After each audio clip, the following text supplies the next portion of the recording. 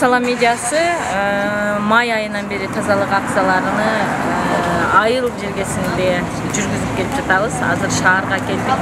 Шаар тургундарыны бардыгыңыздарды тазалыкка чакырабыз. Facebook'та жазган активисттер, тазалыкты каалаган шаардын тургундары бардыгыңыздарды тазалыкка чакырабыз.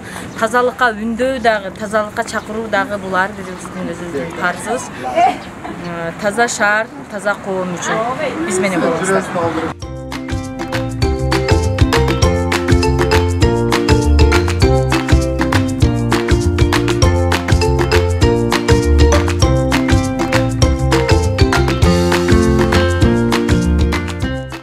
Сала медиа уюштурган тазалык эмесиге Байбол такси жамааты менен биргеликте Баткен шаарынын тазалыгына чакырабыз. Бардыгыңыздар Баткен шаарынын тазалыгына чакырабыз. Таза шаар бардыгыңыздарга